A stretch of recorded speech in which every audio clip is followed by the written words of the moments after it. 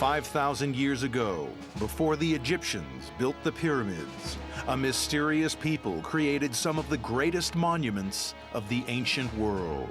They were the pagan tribes of ancient Britain, and across 30 centuries, until the coming of the Roman legions, they built villages of sea stone like Skara Brae, massive tombs like Mace Howe, mountains of chalk and earth, including the mysterious Silbury Hill, and the most famous ancient monument in Europe, Stonehenge.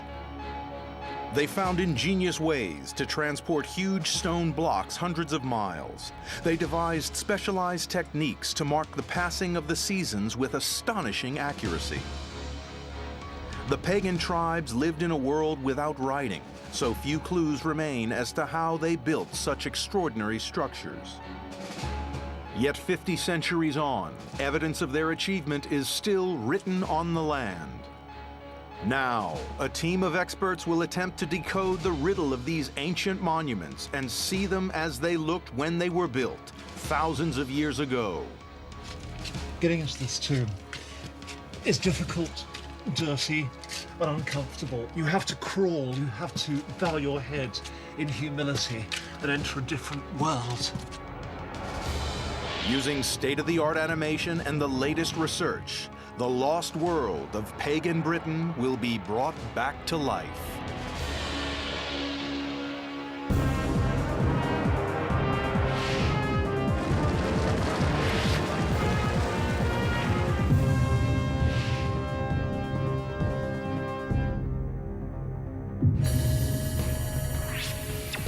Off the far northern tip of Scotland, where the Atlantic Ocean and the North Sea meet, lie the Orkney Islands, as inhospitable as they are remote. Yet despite this, people have lived on these islands since the dawn of time, and they left behind some of the best examples of Stone Age construction found anywhere in the world. Wandering hunter-gatherers settled here 6,000 years ago. They cultivated the land and became farmers. We know little of their day-to-day lives, but clues to their world can be found in ruins that still remain today. There are stone circles that measure the changing cycles of the solar year, tombs designed to bring the living into direct contact with the world of the dead. The people who built these structures we now call pagans. What they called themselves, we may never know. All that we do know for sure is that their beliefs drove the pagans of Orkney to extraordinary feats of construction long before the great buildings of Greece and Rome were erected. What these ancient pagan monuments looked like in their heyday has long been a riddle. For centuries, all trace of these people was lost or hidden.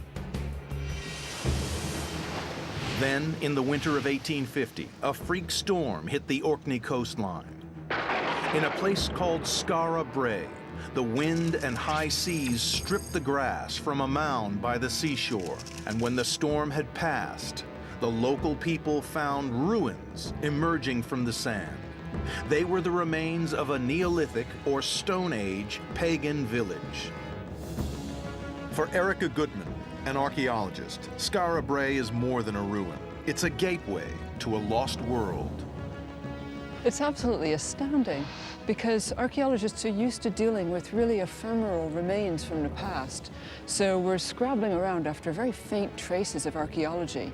And here we've got this whole village, not just the individual standing structures, but a whole Neolithic village. Tests have dated this settlement as being around 5,000 years old, making it hundreds of years older than the Egyptian pyramids. Most Neolithic homes were made of wood and have long since rotted away. But the Orkney Islands are almost entirely treeless. Out of necessity, these houses were built from stone. What I'm standing on is the Orkney flagstones, and this is a sedimentary rock. So it means it was all laid down in thin layers. This was all created underwater. And what that means is that it cracks into these nice little building blocks. So all around them, they have this natural building material, and it makes sense that they would have used this rather than use up their precious firewood. The village is made up of 10 circular houses. The walls are built of natural beach stones held together without mortar. The dry stone walling technique is really effective, and you can see that it's quite solid because the building's still here after 5,000 years, and you can't say that about most of the buildings that we're putting up today. All the homes of Skara Brae are built to the same basic design. The focal point of this house was the hearth, or fire. Built into the far wall is what archaeologists assume was storage space, while on each side wall are structures believed to have once housed beds. Archaeologists don't know for certain how many people lived in this house at any one time, but believe that it was home to a large, extended family, living in close, rather cramped conditions by modern standards. This was clearly a close-knit community, and the buildings bound the people together. The houses were actually linked by low, narrow passageways covered with stone. It was possible to move from one to another without ever setting foot outside. Historian Ronald Hutton stoops low to enter the village and discover why its inhabitants built this way. There are two really good reasons for having long, narrow, low passages like this approaching Neolithic houses. One is that if you're a guest, it impresses on you you're approaching somebody else's personal space. Alternatively, if you're an attacker, it's pretty forbidding to have to crawl down here with your head stuck out, knowing there are people waiting to behead you or club you at the other end. The most extraordinary thing about these buildings is their location. On first inspection, they appear to have been dug into the ground, but this isn't the case. In fact, the entire village was made by burrowing into what's called a midden heap, a mound of garbage left by previous settlers. Midden is basically prehistoric garbage, and that includes all the waste from the hearth, the ash and charcoal, and all the kitchen waste. And what's important to remember is that they divided up the garbage, so all the muckier stuff is out on the edge of town. That's where they've got the animal dung and human poo and everything. And then here in the middle of the town, they've got the cleaner sorts of material. This extreme form of recycling had huge practical benefits. The reason they used midden material to build their structures is it has good insulation properties, and it also, they mix it with clay, so it helps the structural integrity. It helps hold the building together. These buildings are so well preserved that they offer clues to how the pagans of Orkney originally put them together. But we can see that the wall is coming in like this. They're building it up more and more narrowly. So it might have come to a sort of dome shape on top, but we think it's more likely that there were timber roof struts perhaps, or maybe whalebone, and then they would have had a turf roof perhaps. We can now reveal what the houses of these mysterious pagans looked like when they were built 5,000 years ago. Each follows the same basic design.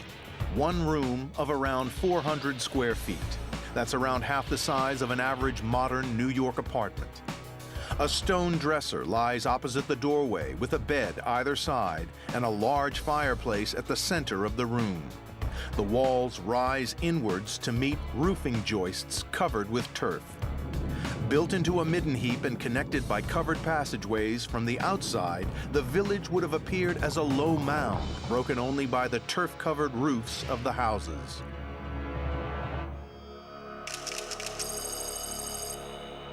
The pagans who lived in these houses almost certainly helped build one of the greatest and most baffling prehistoric monuments of Orkney, the Ring of Brodgar. An enormous stone circle 7 miles south of Skara Brae, Brodgar belongs to a special class of stone circles known as henges, a ring of stones enclosed within a ditch and earth bank. This is one of the largest henges in the world. To me, the obvious use of a great open space like this is you can put lots of people in it and they can see what's going on. So almost certainly it was a centre where lots and lots of people met up at certain times of the year, the great seasonal festivals, in order to exchange ideas, celebrate religious rituals, trade things, have dating services with each other so they could find married partners and mates, and generally get together to do all the things that large numbers of people need to do. But how these ancient people managed to build something as large as the Ring of Brodgar without modern tools or lifting equipment is astounding. Just to dig the ditch surrounding it meant excavating 11,000 tons of rock, enough to fill 2 Olympic-sized swimming pools. Such a construction project must have involved every able-bodied islander over a long period of time. But even more perplexing is why they built it and what this circle represented. The fact that this is a circle of stones is incredibly significant because around about 5,000 years ago, the people of the British Isles became fascinated by round shapes. Possibly it's simply that by then they could see the horizon, because the horizon is a natural circle if you look around, and these monuments could be matching the horizon, mirroring the land around. The Ring of Brodgar may have been built as a model of the Orkney landscape. The stones were brought from sites all over the island, and it's possible that each small community erected their own stone to represent their village. Today, only 27 remain, but experts believe it once looked like this. 60 large standing stones were surrounded by a deep ditch. Beyond the ditch rose a 10-foot-high earthen bank that enclosed the whole site. The Ring of Brodgar would have sent a powerful message down through the generations that this land belonged forever to the builders and their descendants. And evidence suggests the pagans of Orkney had a very close connection to their dead. The tombs they built were entranceways to a forgotten underworld.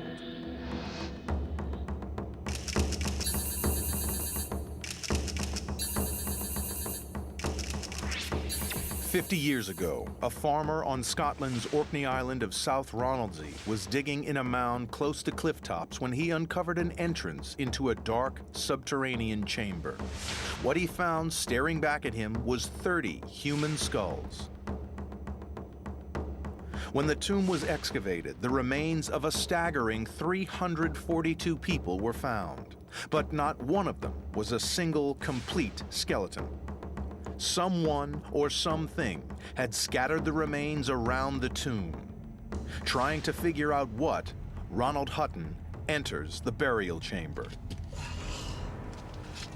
Getting into this tomb is difficult, dirty, and uncomfortable, and that's the way it was designed. You have to crawl, you have to bow your head in humility and enter a different world.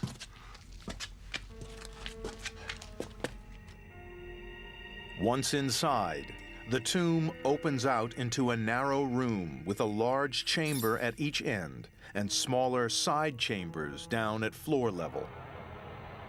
Piles of assorted bones and rows of skulls were found here. Ronald believes it's evidence that the pagans often returned to handle the bones of their ancestors. Probably people would have brought a light, but it seems that they might not have done so, that have collided with the dead in the dark, and at best they'd have had this eerie glow revealing one skull, one long bone after another.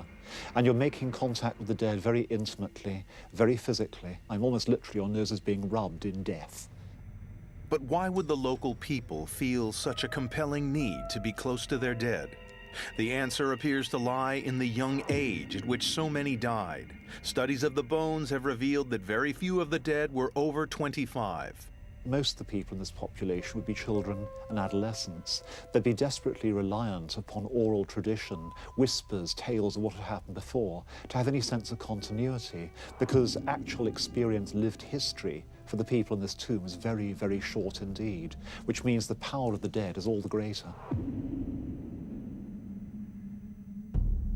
The lack of complete bodies means that the skeletons may have been broken apart and stripped of their flesh before being brought into the tomb.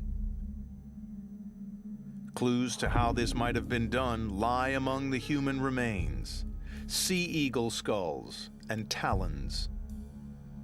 It seems likely that eagles were an integral part of the pagan death rituals that took place here. Now this could be that when the bodies were laid out after death, they were picked clean by these huge birds. Certainly, the bones were clean when they were brought into the tomb. And this is so that the bones can be handled, can be used in ceremonies, in rituals, or it could even be the eagle as the symbol of the entire community down here on this island. They were the people of the eagle. Today, this burial place is known as the Tomb of the Eagles, but when it was built, it was probably as much a temple as a grave.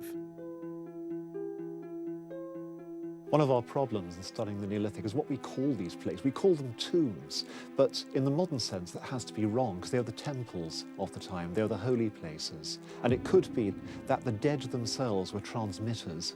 So you use their bones rather like mobile phones to contact the goddesses and the gods. And only through the dead can you gain access to the other world. We can now rebuild the Tomb of the Eagles as it was when pagan tribesmen came here to commune with their dead. Divided into 3 sections by upright flagstones built into the walls, at either end of the tomb were compartments, one of which was full of human bones.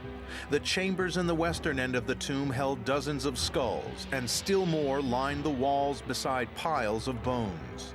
And placed among the human remains were the bones and skulls of sea eagles.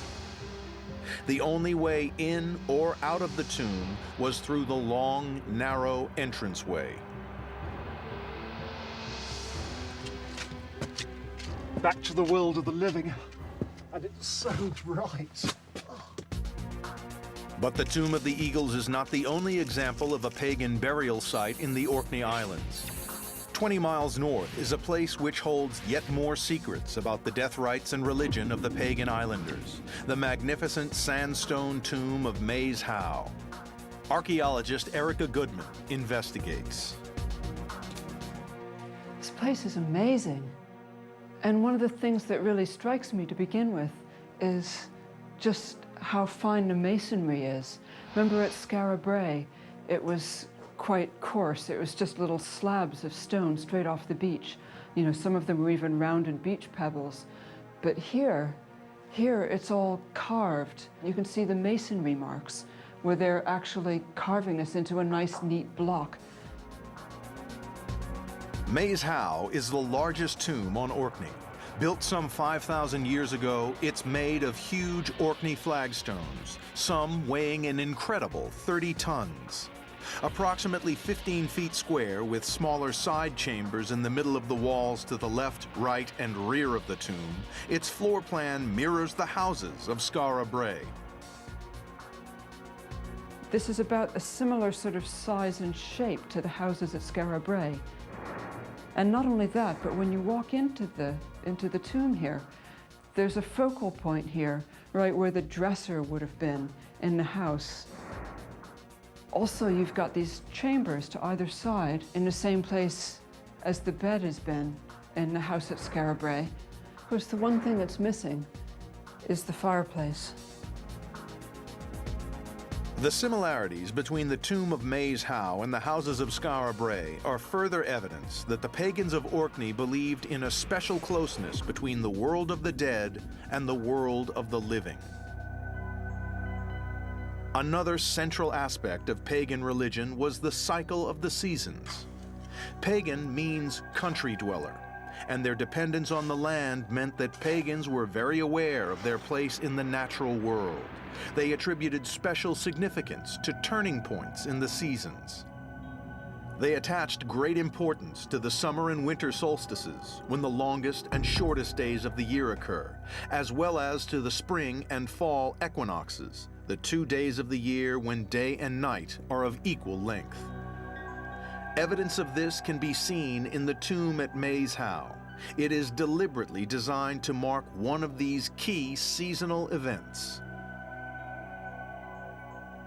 On Midwinter Day, which is the winter solstice, the sunlight comes straight down this passageway and it shines on the back of the tomb. The Neolithic engineers designed this on purpose in order to capture the moment of the winter solstice. And that's because in pagan thinking, the solstices are very important. For the pagans, midwinter was the time of the dead, the season when fields were barren and no crops grew. The winter solstice marks the end of winter. By bringing its light into the tomb, the pagans were seeking the help of the ancestors, hoping to ensure the return of spring. But to capture the light of the midwinter sun, the builders of Maze Howe needed to perfectly align the entrance tunnel of the tomb. The 4 large pillars at the corners of the chamber hold a clue. The pillars are an enigma. They offer no structural support to the tomb, suggesting their purpose may lie in their close resemblance to standing stones. Local archaeologist Martin Carruthers believes that the 4 stones could be part of a ring of standing stones that once stood outside the tomb. It may well be that there's a series, or have been a series, of stones here present as a circle prior to the construction of the tomb, and it may even be that those pillar stones you saw within inside the chamber originated out here in a stone circle and were then incorporated into the later tomb. Around the outside of Maze Howe, archaeologists have discovered holes that probably once housed standing stones. It seems likely that the 4 stones now inside the tomb were once at the center of a circle of standing stones and lined up the ring with the winter solstice. The tomb was then built around the 4 stones, the entrance tunnel perfectly aligned with the last rays of the setting sun. Over time, the ring of stones disappeared, and all that remained was the tomb itself. It's clear that communing with the dead was an essential part of pagan life, and their death rituals are the basis for a striking new theory about the lost world of the most mystifying of all pagan monuments, Stonehenge in southern England, one of the most famous pagan monuments in the world. But what it was actually used for has perplexed generations of researchers and sightseers. Now, a team of experts will reveal what Stonehenge looked like at its height and investigate a new theory of why it was built. They want to find out if Stonehenge was part of a much larger, now forgotten, ceremonial complex that formed a gateway to the land of the dead.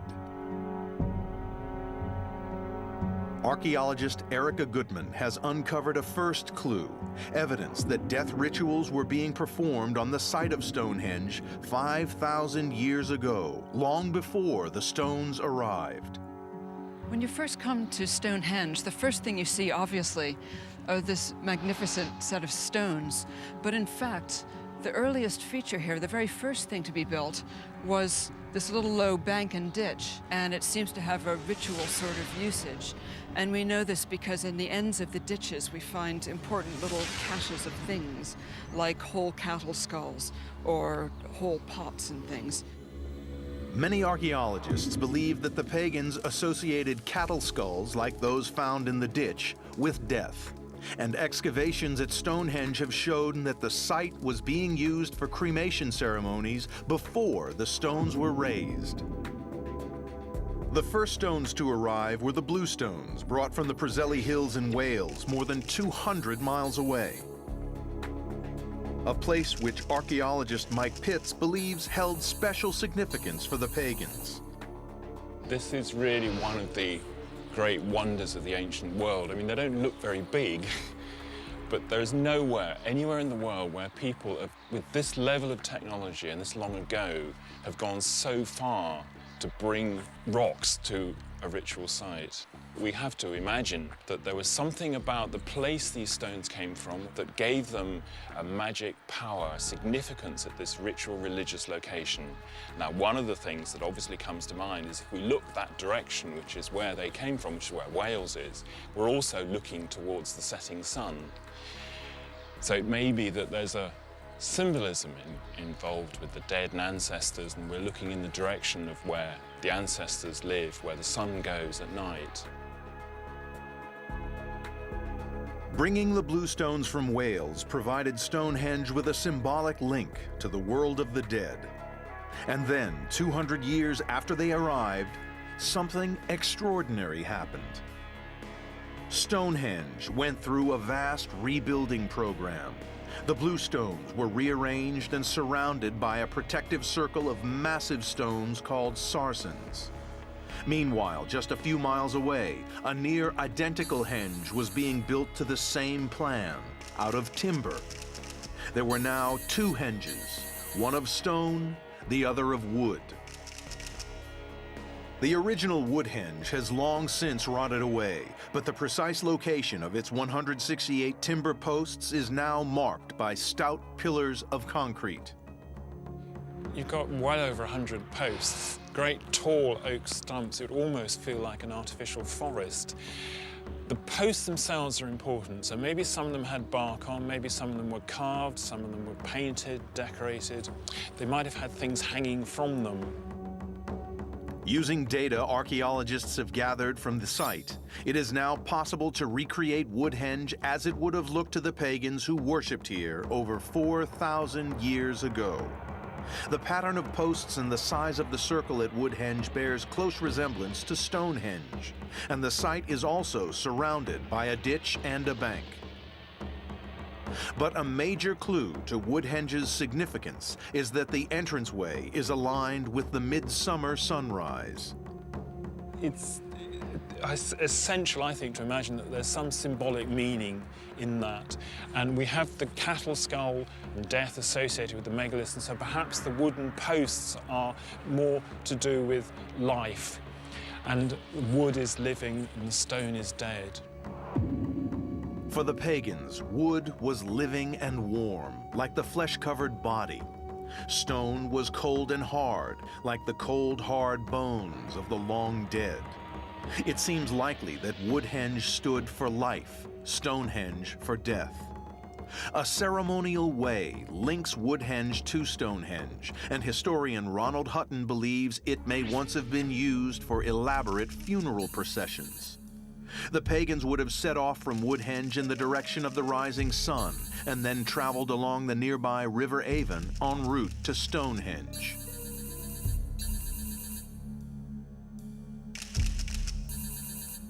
Water, like the River Avon here, was really important to Neolithic monuments. It's found around so many of them, perhaps because it's such a strange element. It connects people and it separates them. It preserves life and it takes it away. It creates and destroys. And perhaps this essence of death and life is exactly what these monuments were about. The procession followed the river until it reached the avenue, a ceremonial roadway that runs up to Stonehenge. Very little of the avenue survives today, but Ronald believes it may once have been lined by standing stones. We don't know exactly what the processional avenue leading to Stonehenge looked like. It was ploughed out too long ago. But it's just possible it may have looked like this one, not far away, at Avebury. However it did appear, it would have had the function of any processional way in any religion to enable human beings to pass from a world mostly concerned with human beings to one mostly concerned with the supernatural. Before reaching its destination, the avenue turns sharply to the west, deliberately approaching Stonehenge in the direction of the setting sun. Having started at Woodhenge at sunrise, it seems likely the funeral procession was timed to reach Stonehenge at sunset. And here, the pagan Britons would have celebrated the passing of the newly dead into the world of the ancestors.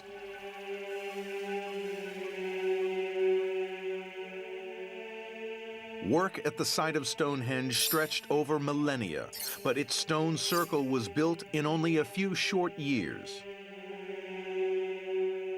Over the centuries, many of the stones have fallen or been removed, but we can now rebuild Stonehenge as it would have looked to the pagans who likely used it for their death rituals millennia ago. At the center of the ring was a horseshoe of 5 trilithons, 2 large stones with a lintel atop them. They surrounded 19 small blue stones and were in turn surrounded by the famous circle of massive sarsen stones topped by a continuous ring of gently curved lintel stones. Stonehenge and Woodhenge together would have dominated the local landscape. But only a few miles to the north is another pagan monument that has long defied all explanation. A vast artificial hill that archaeologists estimate took 18 million man-hours to construct. Silbury Hill. Created by pagan Britons nearly 4,500 years ago, it rises to over 120 feet and is older and higher than some of the Egyptian pyramids. But like the pyramids, does it contain a secret within? One of the things that people always associate with big old mounds is buried treasure.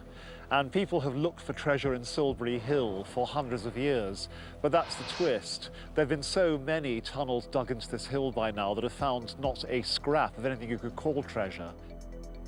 Despite centuries of digging, no burials or treasure have ever been found. Silbury Hill seems to be just a solid mound of chalk and earth. The mystery of why it was built remains unsolved, but how it was built may offer clues.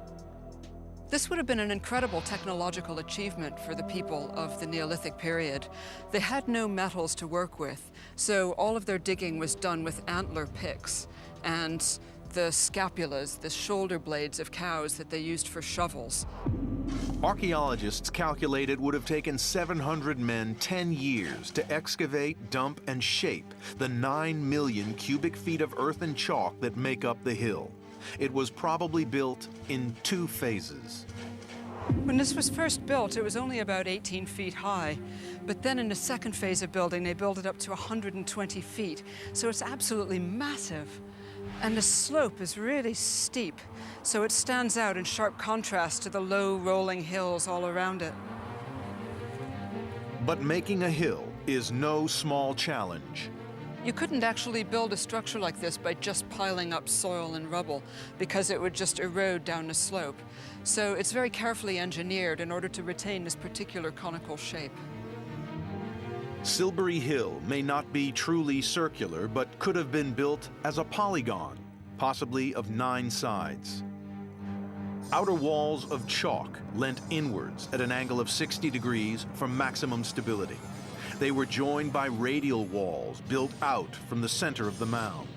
The gaps between were filled with chalk rubble. It's possible that the mound was built as a series of stepped platforms, but the latest archaeological surveys suggest a different method of construction. Another thing that occurs to me is that it may have been built as a spiral. Now, there's some archaeological evidence for the construction of this mound in a spiral, and it certainly strikes me as I'm walking up that that might have been the easiest way to build it, because certainly it is easier to bring material, construction material, up a ramp than up steps. A spiral shape may also have had religious significance.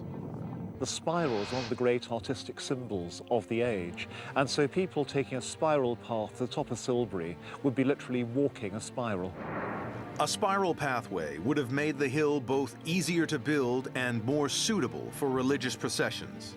But there may also be a link between Silbury and the surrounding landscape which could explain why the structure was built so tall. Nearby is the largest stone circle in the world, Avebury. Silbury Hill is also close to 2 other key pagan sites, West Kennet Long Barrow and the Sanctuary. Historian Ronald Hutton wants to investigate a new theory, that Silbury Hill could have been used as a signaling platform to coordinate simultaneous ceremonies at all the different sites. It's an idea that's never been tested. Until now. Right, the theory is that from every major part of the Avebury landscape, you should be able to see the top of Silbury Hill. To put the theory to the test, archaeologist Erica Gutman travels to West Kennet Long Barrow. The barrow once contained the remains of around 50 people and is one of the best preserved burial mounds in the British Isles. It's also one of the largest. It's as long and half as wide as a football field. Well, here we are at West Kennet Long Barrow. Now let's see if we can see Ronald. Yep, there he is. You can see him keeping the red flag flying. Next stop is the sanctuary. Probably once a forest of wooden posts, the sanctuary was not so much a structure as a ritual site where newly felled trees were ceremonially planted into the ground. Well, here we are at the sanctuary, and I can just make out Ronald silhouetted against the sky. And that's kind of interesting, because if Silbury Hill were just a little bit lower, he'd be lost against the hills in the background. But as it is, we can see him quite clearly. The last stop is Avebury, the largest stone circle in the world. A giant ring of 98 huge stones enclosing 2 smaller circles. It's likely to have been the most important ritual site in the area. For the theory to work, the flag on Silbury Hill should be visible, but inside the ring, it isn't. Only when Erica climbs the circle's high outer bank does all become clear. From the top of the bank here, I can see him quite clearly. And in fact, he's silhouetted against the sky again. And you can see Silbury Hill is standing up against the skyline, higher than the level of the surrounding hills. So Ronald's theory really does work. Maybe it could be a signaling platform. Because Silbury Hill is visible from all 3 locations, it suggests that during certain times of year, it could have been the central point of a series of simultaneous ceremonies. Avebury, West Kennet, and the Sanctuary could each have taken their cue from what was going on at Silbury. What happened during those ceremonies remains a mystery, but Ronald Hutton believes there is one more piece of evidence that lends weight to the theory. Okay, what I'd love is to have another idea in with that. Okay. And that is, they didn't cover the chalk rock of Silbury with anything. And so it was a shining mountain of light, a glowing hill under sun and under moonlight, so you could see it for miles. If this theory is correct, during the time of the Pagans, Silbury Hill wasn't overgrown with grass as it is today, but was a shining man-made mountain of white chalk with a spiral pathway. Anyone on it would have been visible for miles.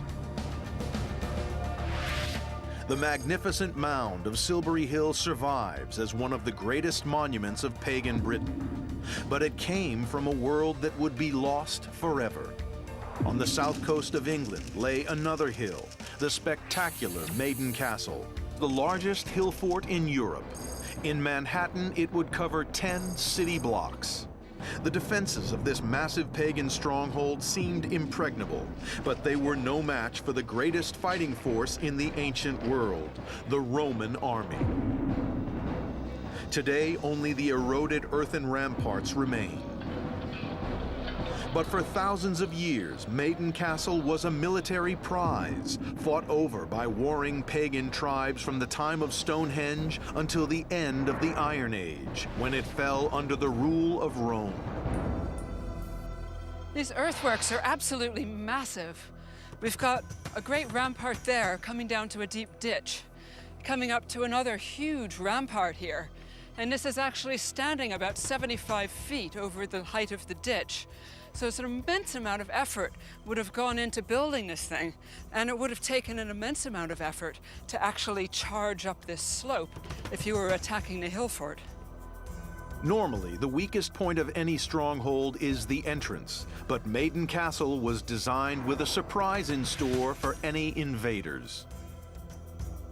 We're looking here at the western entrance to the hill fort, and if it looks like a confusing jumble of mounds, well, it would have been even more confusing to any attackers who were approaching the fort. And the idea is that people are led around in this confusing sort of maze. It makes it more difficult for them to attack. We can now bring the defenses of Maiden Castle back to life and discover why it was considered the greatest hill fort in pagan Britain. 3 concentric rings of ditches and banks surrounded Maiden Castle. On top of the final bank of chalk and earth stood a wooden palisade. A walkway along the top of the palisade allowed warriors to keep watch and served as a platform for the hill fort's main defense, the stone slingers. 2 watchtowers stood either side of the entrance as added protection against enemies attempting to storm the gate. When the Romans invaded in 43 AD, Maiden Castle was occupied by the Durotriges tribe, who were overlords of much of southwestern England. Miners and iron workers, they were a powerful confederation of tribes and even issued their own coins. But they now faced the most highly trained and fearsome army of the age, an army which possessed a huge technological advantage. They used a type of crossbow called a ballista.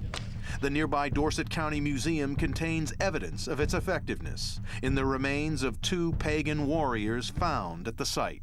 There were a number of graves of Iron Age warriors, and about 10 of these people had had sword cuts to the head, severe cuts and blows all on the skulls, and one of them actually had a ballista bolt through the spine.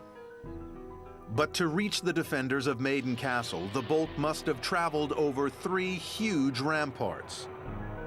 To understand the ballista's range, historian Ronald Hutton is looking at a working replica. How many of these machines would a Roman legion have packed? Each legion had 60 pieces of artillery, so there would have been 60 of these ranged around the hill fort. Until the end of the Middle Ages, the ballista was the most complicated weapon ever built. In basic terms, the weapon's bowstring is pulled back using a pair of winches and a toothed mechanism called a ratchet, giving it many times more power than simple human muscle. A bolt is then loaded and released.